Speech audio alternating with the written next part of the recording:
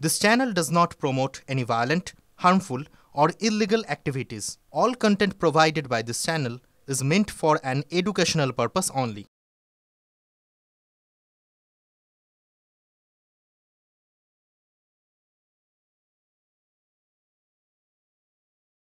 দেখছেন টিভি9 Bangla. First break এট 9 নিয়ে আমি আত্রি আপনাদের সঙ্গে রয়েছে এবং আজকে প্রথম যে খবর যেদিকে আমাদের নজর থাকবে সেটা হচ্ছে খানাকুল, কারণ সেখানে 12 ঘন্টার বন্ধ ডেকেছে বিজেপি আর সেই বন্ধ শুরু হয়ে গিয়েছে। সেখানকার পরিস্থিতি কি কেমন আমরা জানবো।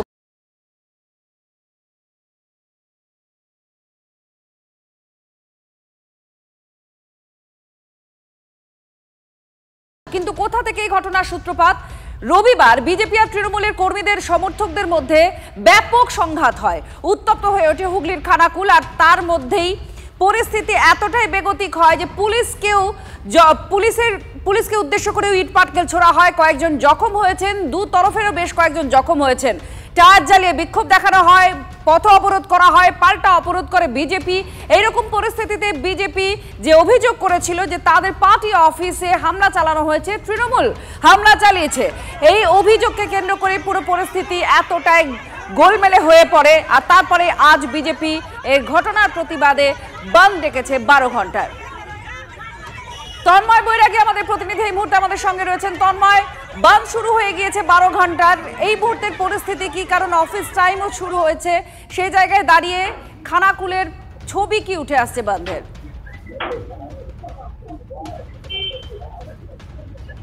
দেখো, তোমাকে প্রথমেই বলে রাখি, বাস চলাচল করছে না খানাকুলের বিস্তীর্ণ এলাকায়। যদিও আরামবাগ গড়ের ঘাট বাস চলাচল শুরু করলেও রাস্তার উপর গাছ ফেলা হয়েছিল সকাল থেকেই, তারপরে যান চলাচল সম্পূর্ণভাবে বন্ধ হয়ে গিয়েছে। অন্যদিকে আমরা দাঁড়িয়ে আছি খানাকুলের বন্দর এলাকায়। এখানে পিছন দিকে যতটা ক্যামেরা যাবে দেখাবো যে সমস্ত দোকানপাট বন্ধ, শতাধিক দোকানপাট বন্ধ রয়েছে। যদিও এলাকার বিজেপির নেতৃত্বের দাবি যে এখানে বেশ কিছু তৃণমূল সমর্থকেরও দোকান আছে, তারা কিন্তু স্বেচ্ছায় বন্ধ করেছে। অন্যদিকে এইখানে অর্থাৎ বন্দরে যে তৃণমূলের পার্টি অফিস আছে সেইটাইও বন্ধ করে রেখেছে, এমনটাই অভিযোগ করছে যে বিজেপির প্রধান। অন্যদিকে দেখতে পাচ্ছি সমস্ত চেহারাটাই পুরো এই বাজার জমজমাট থাকে, সেখানে চেহারাটাই বদলে গেছে, একদম শুনশান বাজারঘাট, একদম দেখো শুনশান বাজারঘাট।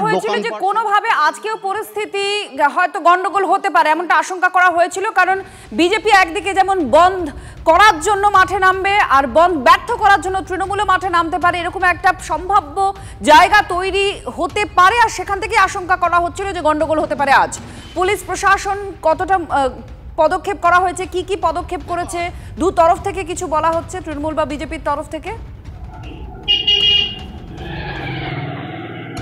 দেখো, আশঙ্কা ছিলই, আজকে গন্ডগোল হওয়ার আশঙ্কা ছিলই, কিন্তু সকাল থেকে তৃণমূলকে সেইভাবে দেখা যায়নি রাস্তায় নামতে।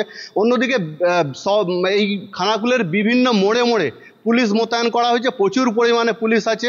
এবং যে বাস স্ট্যান্ডে যে বাসগুলি আছে, বাসগুলি পুরো উল্টো দিকে ঘুরিয়ে রাখা হয়েছে, কারণ তাদের যাত্রীদের বলে দেওয়া হচ্ছে বাস চলাচল করবে না।